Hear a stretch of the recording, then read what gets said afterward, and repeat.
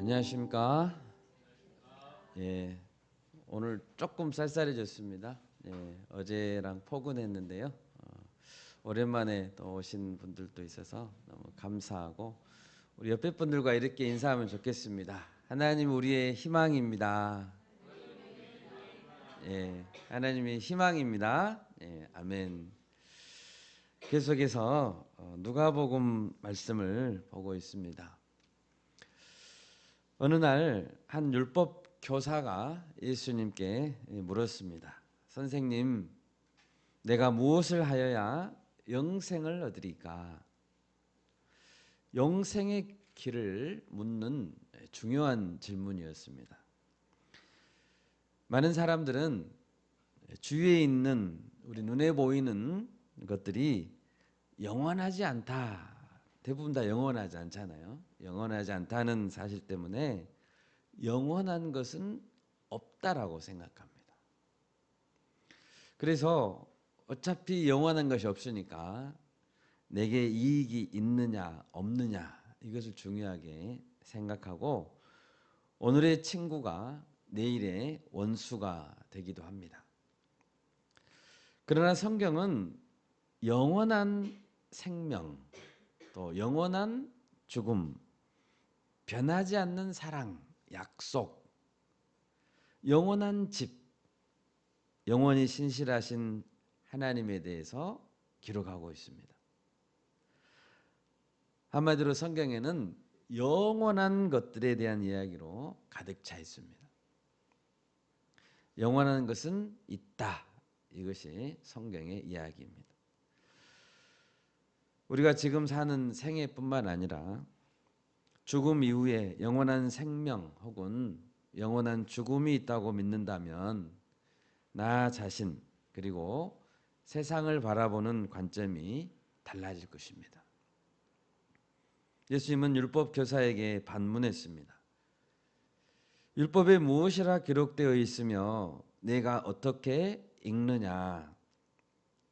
율법 교사는 예수님의 질문에 A+ 대답을 했습니다. 내 마음을 다하며 목숨을 다하며 힘을 다하며 뜻을 다하여 주 너의 하나님을 사랑하고 또한 내 이웃을 내 자신같이 사랑하라 하였나이다. 명대답이죠. 네. 이 말씀은 구약 성경의 신명기와 레위기에 나온 말씀을 잘 요약한 것입니다. 예수님은 내 대답이 옳도다. 이를 행하라. 그러면 살리라. 그러면 영생을 얻으리라 라고 말씀해 주셨습니다. 여러분 그렇다면 사람이 정말로 마음과 목숨과 힘과 뜻을 다하여 하나님을 사랑할 수 있을까요? 어떻게 생각하십니까? 이웃을 정말 자신같이 사랑할 수 있을까요? 그럴 수 없습니다. 로마서 3장 20절에서 이렇게 말합니다. 그러므로 율법의 행위로 그의 앞에 의롭다 하심을 얻을 육체가 없나니 율법으로는 죄를 깨달음이니라. 율법은 사람에게 주어질 때 완전히 행하고 그 행함을 근거로 의롭다함을 얻으라고 주어진 것이 아닙니다. 우리는 철저히 부패한 죄인들이기 때문에 율법을 완전히 지켜서 영생을 얻을 수 있는 그런 자들이 아닙니다. 그러므로 이 율법 교사의 질문, 무엇을 행해야 영생을 얻을 수 있습니까? 이 질문 자체가 잘못된 것입니다. 처음에 율법 교사가 무엇을 하여야 영생을 얻습니까? 라고 물었기 때문에 예수님께서는 그러면 이를 행하라 라고 대답한 것입니다. 예수님께서 이를 행해라 라고 말씀해 주실 때 율법 교사는 어떻게 했어야 할까요? 그는 곰곰이 생각했어야 합니다. 그리고 회개하고 자신이 죄인임을 깨닫고 예수님께 긍휼을 구해야 했습니다. 난 율법을 지킬 수 없습니다. 어떻게 영생을 얻을 수 있단 말입니까? 이것이 입에서 나와야 될 말이었습니다. 그런데 이 율법 교사는 또 물었습니다. 그렇다면 내 이웃이 누구입니까? 예수님은 이 사람의 오만함과 당돌함을 참으시고 친절하게 비유를 들어서 가르쳐 주셨습니다. 그것이 우리가 잘 아는 선한 사마리아인의 비유입니다. 오늘 설교의 제목은 선한 이웃이 되라입니다. 저를 따라서 한번 해볼까요? 선한 이웃이 됩시다. 네, 아멘. 네. 우리가 내 몸같이 사랑해야 될 이웃은 누구일까요? 그리고 왜 또 어떻게 이웃을 사랑할 수 있을까요?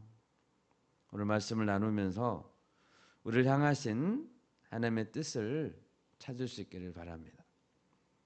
첫째로 오늘 본문에 보면 선한 이웃은 쓰러져 있는 사람을 보면 가까이 다가갑니다. 30절을 보십시오. 예수께서 대답하여 이르시되 어떤 사람이 예루살렘에서 여리고로 내려가다가 강도를 만나매 강도들이 그 옷을 벗기고 때려 거의 죽은 것을 버리고 갔더라. 예루살렘에서 여리고로 가는 길입니다. 그 거리는 약 30km 정도 된다고 합니다. 그런데 문제는 예루살렘은 산지 높은 곳에 있고 여리고는 해수면보다 낮은 곳에 위치하고 있어서 그 고도 차이가 약 1000m 이상이라고 합니다. 그러니까 예루살렘에서 여리고로 가는 길은 정말로 내려가는 길이고 경사가 가파르고 길이 꼬불꼬불하여서 강도가 자주 출몰했다고 합니다. 또 그 길에는 그늘도 거의 없고 대부분 길이 그 폭이 기껏해야 2, 3m 정도로 폭이 넓지 않았다고 합니다. 어떤 한 사람이 이 길을 내려가다가 강도를 만났습니다. 강도들은 그의 옷을 벗기고 거의 죽을 만큼 때리고 버려두고 가버렸습니다. 그런데 이 사람을 가장 먼저 본 사람이 누구였습니까? 제사장이었습니다. 제사장도 내려가고 있었습니다. 그랬죠? 그 말은 그는 예루살렘 성전에서 제사장이니까 예루살렘 성전에서 제사를 주관하고 가는 길이었습니다. 그는 피 흘리며 쓰러져 있는 자를 보았습니다. 길이 그렇게 넓지 않다고 했습니다. 그런데 애써 피하여 지나갔습니다. 두 번째는 레위인입니다. 레위인이 똑같은 상황에서 보았습니다. 원래 레위 지파 사람들은 성전에서 일하면서 섬기던 자들이었죠. 이 레위인도 예루살렘 성전에서 섬기는 일을 마치고 내려가고 있었습니다. 제사장과 레위인 둘 다 가장 하나님의 율법을 잘 지켜야 될 사람들이었습니다. 어려움에 처한 이웃을 보면 하나님은 어떻게 하라고 했습니까? 우리 신명기 22장을 보겠습니다. 구약 성경 295페이지에 있는데요. 신명기 22장 1절에서 4절 말씀 우리 한 목소리로 읽겠습니다. 신명기 22장 1절에서 4절입니다. 같이 읽겠습니다. 네 형제의 소나 양이 길 잃은 것을 보거든 못 본 채 하지 말고 너는 반드시 그것들을 끌어다가 네 형제에게 돌릴 것이요 내 형제가 내게서 멀거나 또는 내가 그를 알지 못하거든 그 짐승을 내 집으로 끌고 가서 내 형제가 찾기까지 내게 두었다가 그에게 돌려줄지니 낙이라도 그리하고 의복이라도 그리하고 형제가 잃어버린 어떤 것이든지 내가 얻거든 다 그리하고 못 본 채 하지 말 것이며 내 형제의 낙이나 소가 길에 넘어진 것을 보거든 못 본 채 하지 말고 너는 반드시 형제를 도와 그것들을 일으킬지니라. 아멘. 이 신명기 말씀에서 형제가 계속 반복되고 있는 이 형제라는 말은 거기에 이웃이라는 말을 넣어도 똑같습니다. 이웃의 소나 양이 길을 잃은 것을 보면 어떻게 해야 됩니까? 주인에게 돌려줘야 됩니다. 형제가 잃어버린 것은 어떤 것이든지 못 본 채 하지 말아야 됩니다. 방금 읽은 4절에서 형제의 낙이나 소가 길에서 넘어지면 너는 반드시 형제를 도와서 그것들을 짐승들을 일으켜라라고 했습니다. 짐승들이 넘어지면 일으키는데 형제가 넘어지면 일으키지 말아야 될까요? 당연히 일으켜야죠. 어려움에 빠진 형제, 이웃을 도와야 하는 것은 당연한 것입니다. 방금 읽은 신명기 22장 1절에서 4절에서 못 본 채 하지 말라 이 말이 계속 반복되고 있죠. 1절, 3절, 4절에서 못 본 채 하지 말라. 욥기에 보면 욥의 고백 중에 이런 부분이 나옵니다. 욥기도 한번 찾아볼까요? 욥기 31장 19절인데요. 구약성경 791페이지에 있습니다. 욥기 31장 19절. 19절 우리 같이 한번 읽어볼까요? 만일 내가 사람이 의복이 없이 죽어가는 것이나 가난한 자가 덮을 것이 없는 것을 못 본 채 했다면 이렇게 되어 있죠.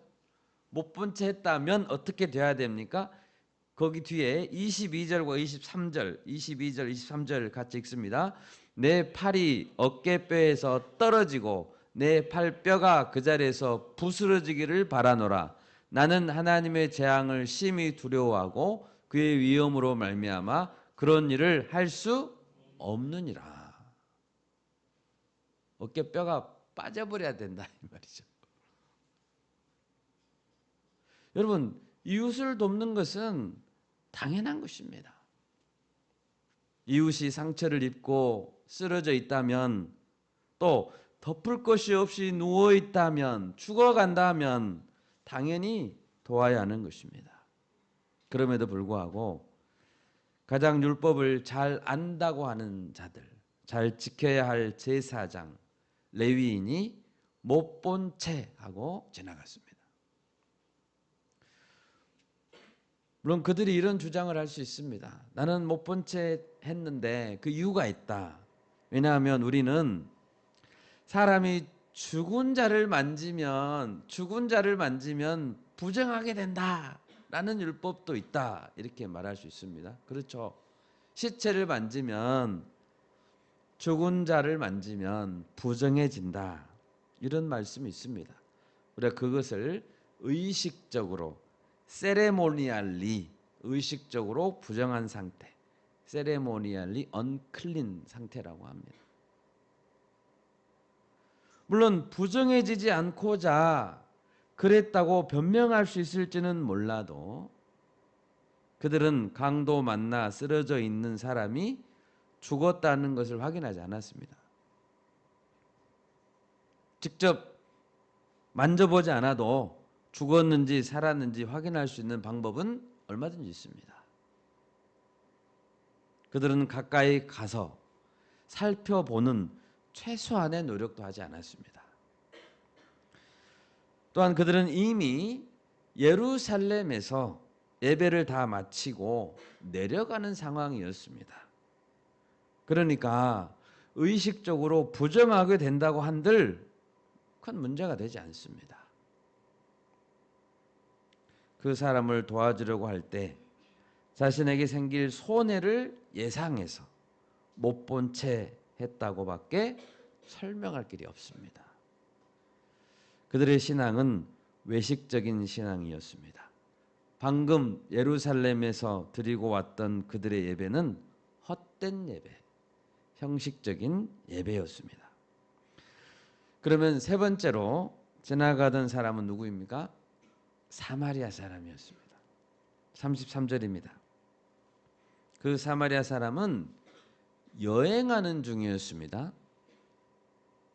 예배자로 다녀가던 자가 아닙니다. 여러분, 우리는 해외여행을 가끔 가는데요. 해외여행 갈 때 핸드북에 주의사항이 있습니다. 주의사항. 어떤 주의사항이 있냐면요. 여행 중에는 복잡한 싸움에 말려들지 말라. 특히 사기꾼들이 많은 요즘에는 더 그렇습니다. 그는 굳이 복잡한 일에 관여할 필요가 없었습니다. 그렇지만 이 사마리아 사람은 쓰러져 있는 사람을 보고 그냥 지나칠 수 없었습니다. 그 사마리아 사람은 그를 보고 불쌍히 여겨 가까이 갔습니다. 제사장이나 레위인과 다른 점은 불쌍히 여겼다는 점입니다. 여러분, 제사장 레위인들에게 없었던 것은 불쌍하게 여기는 마음이 없었습니다. 지난주에 말씀 봤죠? 예수님께서 한 번은 떡 5개와 물고기 2마리로 큰 무리를 먹였습니다. 그때 어떤 마음으로 그렇게 했다고 했습니까? 마가복음 6장 34절인데요. 예수께서 나오사 큰 무리를 보시고 그 목자 없는 양 같음을 인하여 불쌍히 여기사 이에 여러 가지로 가르치시더라. 예수님은 제자들에게 너희가 먹을 것을 주라 라고 했는데 그것은 그들이 불쌍했기 때문입니다.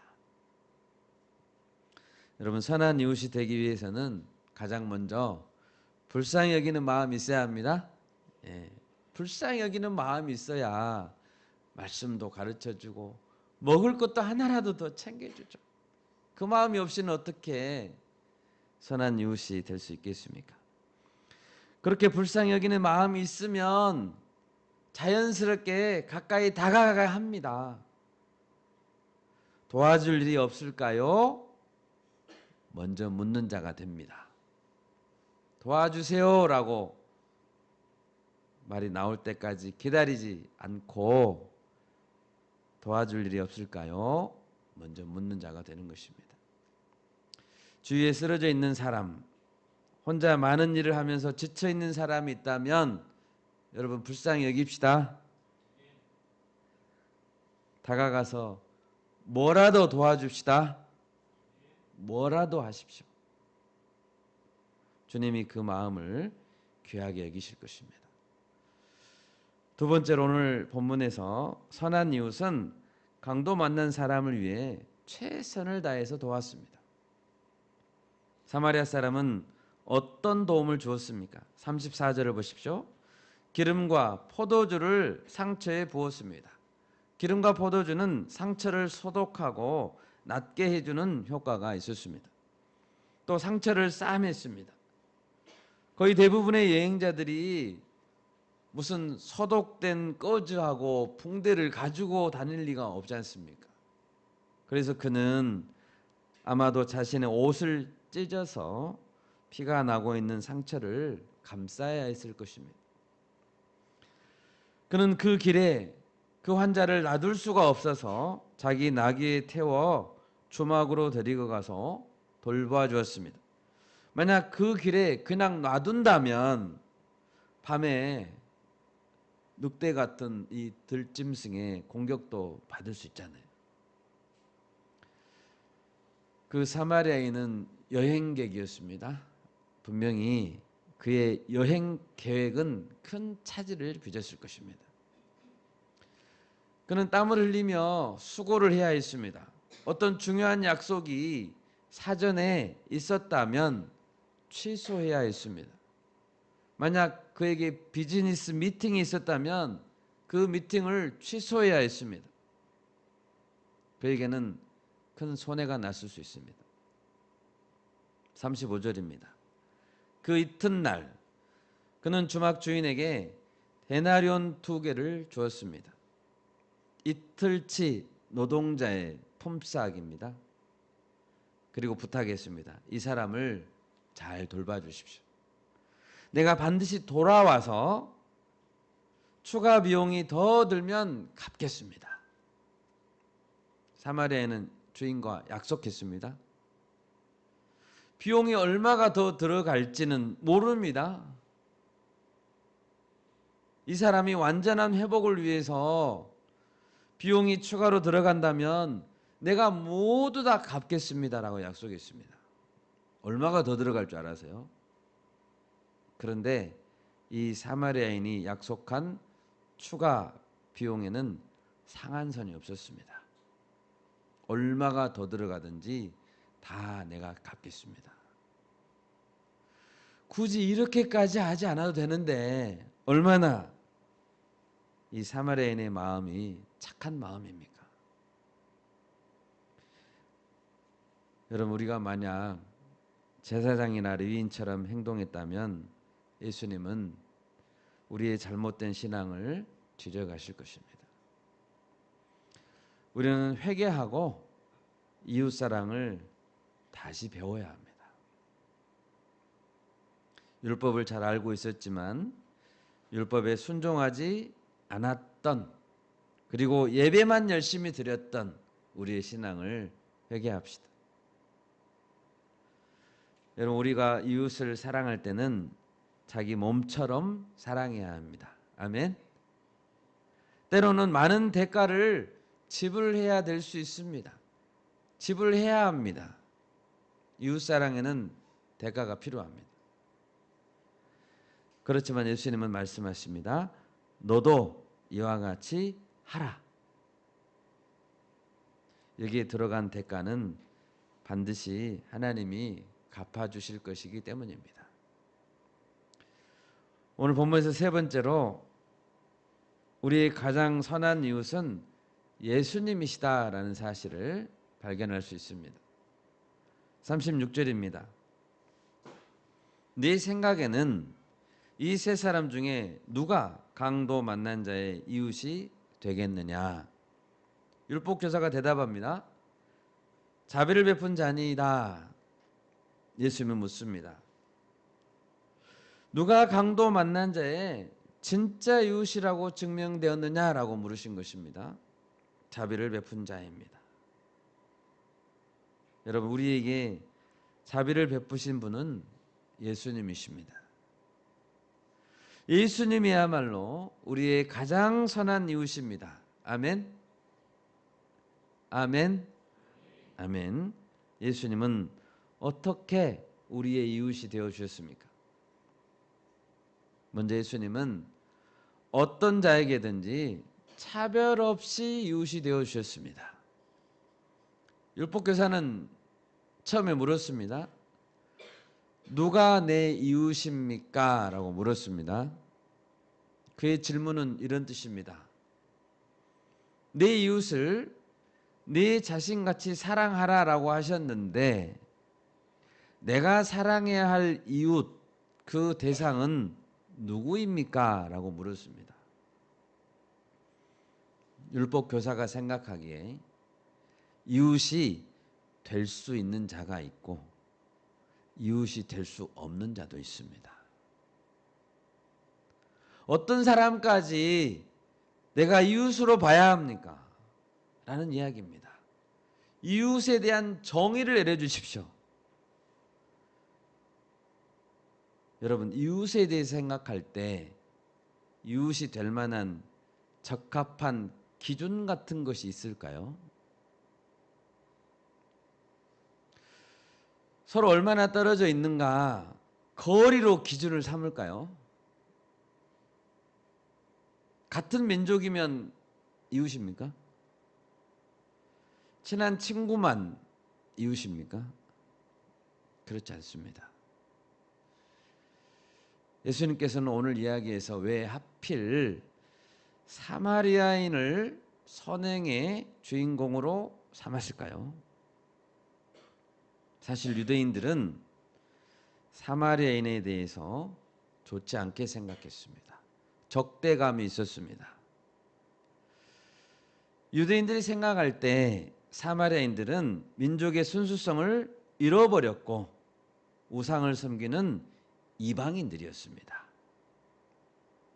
그래서 사마리아인과 만나서 이야기도 하지 않았습니다. 말을 섞지도 않았습니다. 사마리아인 땅에 들어가는 것조차 싫어했습니다. 그 땅을 밟기도 싫어했습니다. 극도로 싫어한 거죠. 유대인들과 사마리아인들 서로 가까이 살고 있습니다. 그렇게 멀지 않아요. 그런데도 그들은 서로 이웃이 아니었습니다. 그들 사이에 보이지 않는 이 장벽은 수백 년간 무너지지 않았습니다. 그리고 그들은 도저히 서로 가까워질 수 없는 이웃이었습니다.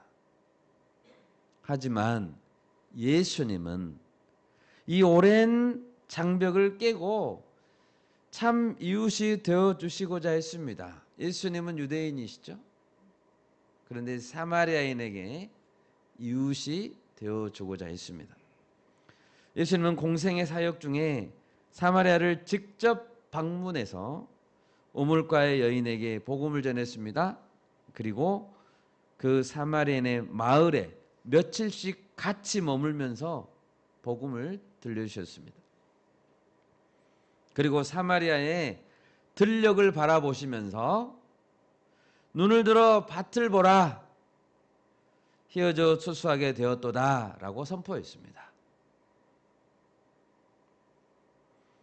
제사장, 레위인, 사마리아인 이와 같은 외적 조건들은 참 이웃인지 이웃이 아닌지 구분해 주지 않습니다. 자비를 베풀지 않는다면 거룩하게 보이는 제사장, 레위인은 이웃이 아닙니다. 날마다 예배를 드린다고 해서 그는 좋은 이웃이 아닌 것입니다. 이사야서 55장 1절입니다. 오라 너희 모든 목마른 자들아 물로 나아오라. 돈 없는 자도 오라.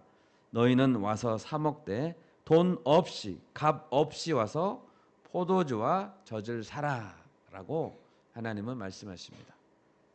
어떤 자가 나오라고요? 모두 나오라고요. 목마른 자들은 다 나오라고요. 하나님께 이웃에 대한 정의가 따로 있습니까? 범위가 정해져 있습니까? 그렇지 않습니다. 모두 나와도 됩니다. 예수님은 수고하고 무거운 짐진 자들아 다 내게로 오라라고 했습니다. 아멘. 다 필요합니다. 세상 모든 민족은 모두 우리의 이웃입니다. 아멘. 모두 다 예수님이 필요합니다. 모두 다 예수님께 나와야 합니다. 원수까지도 사랑하라고 했는데 원수까지도 사랑해야 한다면 어느 누가 우리의 이웃이 되지 못할 사람이 어디 있습니까? 또한 예수님은 진정한 이웃이 되어주시기 위해 자신의 모든 것을 내어주셨습니다. 우리 이사야서 53장 5절을 읽겠습니다. 구약성경 1033페이지에 있는데요. 이사야서 53장 5절입니다.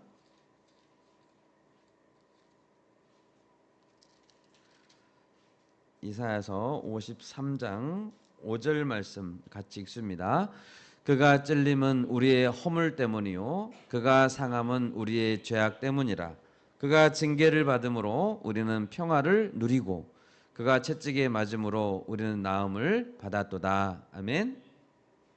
예수님은 우리를 자신의 몸과 같이 자기 자신과 같이 사랑하셨고 그래서 우리가 받아야 될 징계를 대신 받았습니다. 우리가 맞아야 될 채찍을 대신 맞았습니다. 그리고 우리를 대신해서 죽으셨습니다.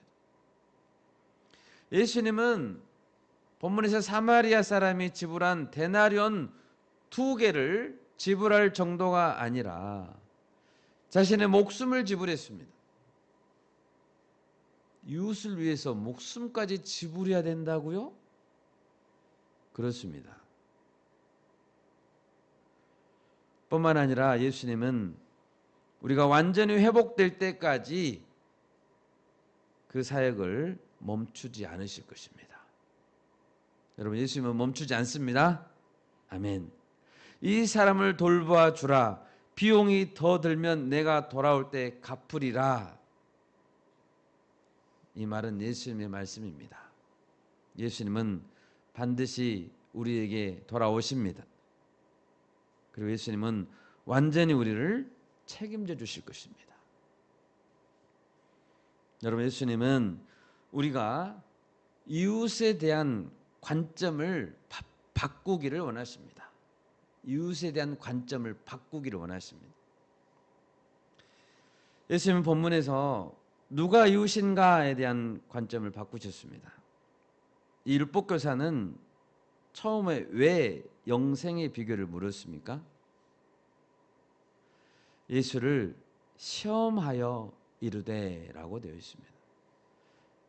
그는 율법에 대한 해박한 지식을 가지고 있었고 또 옳게 대답했습니다. 두 번째 질문했습니다. 그러면 내 이웃이 누구입니까? 여러분, 이 질문을 왜 했습니까?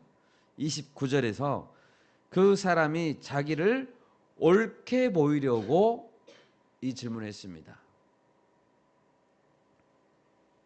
누가 내 이웃입니까? 라는 이 질문은 나 중심의 사고가 짙게 깔려 있습니다. 누가 중심이라고요? 내가 중심이에요. 누가 내 이웃입니까? 그렇지만 예수님은 네가 이와 같이 자비를 베푸는 이웃이 되어라라고 말합니다. 관점이 조금 다릅니다. 강도를 만나서 회복되어야 하는 그 사람, 강도 만난 사람이 주인공이에요. 네가 주인공이 아니에요. 율법 교사가 주인공이 아닙니다. 강도 만난 사람이 주인공이에요. 너는 그 사람의 이웃이야. 이웃은 너의 의로움을 증명하기 위해 존재하는 대상이 아니야. 너는 이웃을 위해 존재하고 있어라고 이야기하고 있는 거예요. 너는 주인공, 주연이 되려고 하지 말고 너는 조연이 되어야 돼라고 말하고 있는 것입니다. 네가 이웃이야. 너는 그냥 이름 없는 행인 일, 지나가는 나그네 일, 그래도 괜찮아. 너는 그 길을 지나가던 여행객이야. 나그네야. 너는 2데나리온을 지불했고 나귀를 내어주었고 시간을 내어주었지만 그래도 너는 나그네야.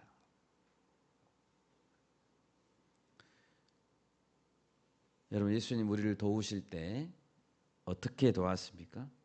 예수님이 우리를 도우실 때 갑을 관계에서 예수님이 갑이고 우리는 을인 것처럼 우리를 도왔나요? 그렇지 않습니다. 마태복음 20장 28절입니다. 인자가 온 것은 섬김을 받으려 함이 아니라 도리어 섬기려 하고 자기 목숨을 많은 사람의 대속물로 주려 함이니라. 예수님은 만왕의 왕이십니다. 이 땅에 사실 때 그렇지만 세상에서 주목받는 주인공으로 살고자 하지 않았습니다. 예수님은 종으로 살았습니다. 대속물로 살았습니다. 여러분, 자신이 주인공으로 대접받아야 된다고 생각하는 사람은 그렇게 묻습니다. 예수님, 나의 이웃은 누구인가요? 그런 사람은 이웃이 누구인지 가르쳐줘도 돕지 않습니다. 그렇게 생각하는 사람은 잘 움직이지 않습니다. 반면에 자신은 종이라고 생각하는 사람은, 나는 이웃이 되기 위해서 이 땅에 왔다라고 생각하는 사람은 섬길 기회가 있을 때마다 놓치지 않습니다. 그리고 부지런합니다. 저 일이 내일인가? 어떤 일이 내일이지? 라고 묻지 않는다는 것이죠. 저 일이 내일인가? 내일이 아닌가? 라고 생각하기 전에 먼저 달려가서 돕는다는 것입니다. 예수님은 우리가 예수님을 닮기를 원하십니다. 예수님을 닮아서 우리가 좋은 종이 됩시다. 아멘. 좋은 이웃이 됩시다. 좋은 나그네가 됩시다. 여러분, 오늘 이 본문에서 강도 만난 자는 바로 나 자신입니다.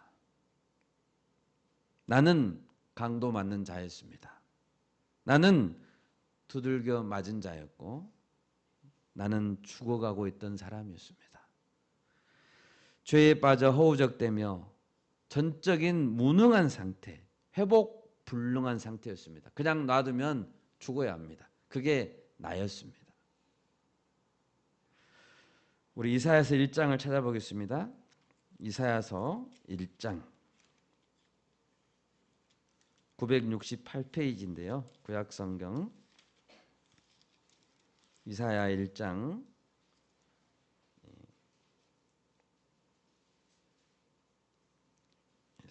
4, 5, 6절 같이 읽겠습니다. 이사야 1장 4, 5, 6절입니다. 슬프다 범죄한 나라요, 허물진 백성이요, 행악의 종자요, 행위가 부패한 자식이로다.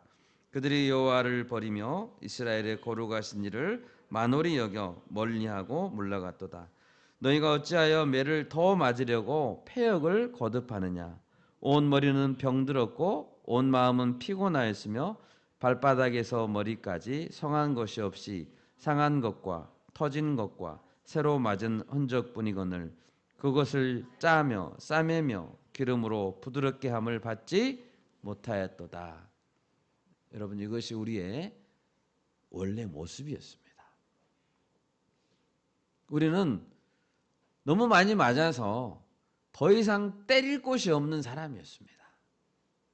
성한 것이 없는 자들이었습니다. 매일 맞았기 때문에 새로 맞은 흔적뿐이었습니다. 옛날에도 맞았고 어제도 맞았고 최근에도 계속 두들겨 맞은 자들이었습니다. 눈가에는 피멍이 들어있고 어깨에도 다리에도 멍이 들어있고 살은 찢어지고 터져서 그냥 놔두면 곪고 썩고 죽어갈 수밖에 없는 그 사람이 바로 나였습니다. 그런데 예수님이 사마리아인처럼 찾아오셔서 우리에게 기름을 발라주시고 포도주를 부어주시고 싸매주셨습니다. 이 시간 나를 찾아오시고 나의 죄를 다 용서하시고 구원하신 예수님을 찬양합니다. 아멘. 말씀을 맺겠습니다. 예수님은 우리에게 말씀하십니다. 너도 가서 이와 같이 하라. 하나님을 사랑하고 예수님이 어떤 사랑을 우리에게 보여주셨는지 아는 사람, 그런 사람은 당연히 좋은 이웃이 됩니다. 여러분, 우리가 가장 좋은 이웃이 되는 길은, 우리 이웃들에게 가장 좋은 이웃이 되는 길은 가장 좋은 이웃인 예수님을 소개시켜 주는 것입니다. 먹을 것도 주고 옷도 주십시오. 그리고 예수님 복음도 주십시오. 우리가 매일 캠퍼스에서 요즘 기도하고 있습니다. 개학한 이후에 그 기도회 이름이 사마리아 캠퍼스 기도회입니다. 캠퍼스는 지금 강도 만난 사람들로 가득 차 있습니다. 이단과 거짓 복음으로 상처를 입고 쓰러져 있습니다. 청년들을 보십시오. 목이 마른데 세상에 주는 물을 마시고, 그건 생수가 아니고 소금물이고 독극물입니다. 마시면 마실수록 목이 마릅니다. 이 세상에 주는 물을 마시고 청년들은 절망하고 더 기진맥진해서 쓰러집니다. 그들에게 우리는 사마리아인이 되어서 예수님을 전해줍시다. 아멘. 또 세계 열방에도 다양한 도움의 손길이 필요합니다. 우리 교회가 이 일을 돕는 일에 앞장설 수 있기를 바랍니다. 아멘. 제가 기도하겠습니다.